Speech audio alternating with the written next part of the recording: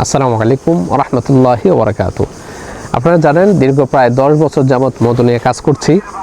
তো আমার অনেক কাস্টমার ভাই সবসময় রিকোয়েস্ট করে, ভাই কালোজিরা ফুলের মধুর উপর কি অফার দেওয়া যায় না? আপনারা সবসময় লিচু ফুলের মধু, সরিষা ফুলের মধুর উপর অফার দেন, কিন্তু কালোজিরা ফুলের মধুর উপর অফার দিতে পারেন না। আসলে ভাই, কালোজিরা ফুলের মধুটা খুবই কম হয় বাংলাদেশে, খুব রেয়ার একটা মধু, ঠিক আছে? এই কারণে কালোজিরা ফুলের মধুর উপর আসলে অফার দেওয়াটা সম্ভব হয় না।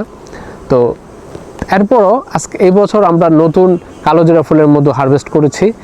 আমি এখন একটা লিচুর বাগানে আছি। এখন হচ্ছে মার্চ মাসের 12 তারিখ আজকে।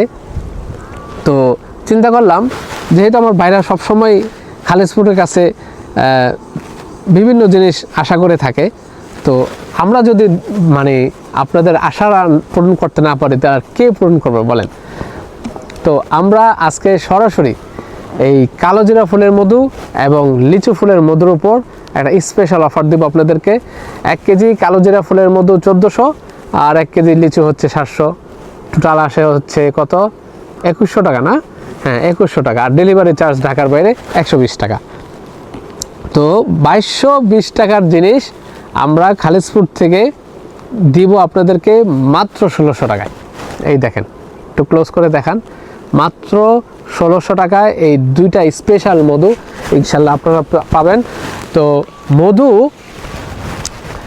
শরীরের রোগ প্রতিরোধ ক্ষমতা বৃদ্ধির জন্য মধুটা অনেক অনেক বেশি উপকারী।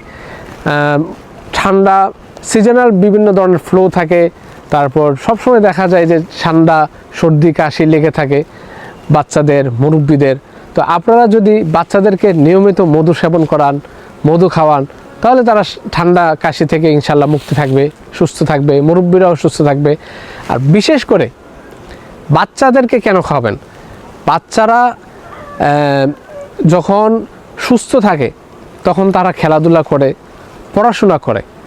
তারা যদি অসুস্থ থাকে, তারা আসলে পড়াশোনা করতে পারবে না, তাদের ব্রেন শক্তি বিকশিত হবে না, দুর্বল হয়ে যাবে শরীর স্ট্রং রাখতে, শরীরে রোগ প্রতিরোধ ক্ষমতা বৃদ্ধি করতে অবশ্যই আপনারা বাচ্চাদেরকে নিয়মিত মধুটা খাওয়াবেন। আপনারা নিজেরাও শরীরকে সুস্থ রাখতে নিয়মিত মধুটা খাবেন। আপনারা কালোজিরা ফুলের মধুটা খাবেন, আর বাচ্চাদেরকে আপনারা এই সরিষা লিচু ফুলের মধুটা প্রতিদিন খাওয়াবেন ইনশাল্লাহ। 1 চামচ 2 চামচ করে প্রতিদিন, 1 চামচ খাওয়ান, কিন্তু প্রতিদিন খাওয়ান। নাস্তা খাচ্ছে রুটির সাথে বা পাউরুটির সাথে জেলির পরিবর্তে আপনারা মধুটা খাওয়ান, অথবা শরবত খাওয়ান। গরমের সময় দেখা যায় যে বিভিন্ন সময় আপনারা বিভিন্ন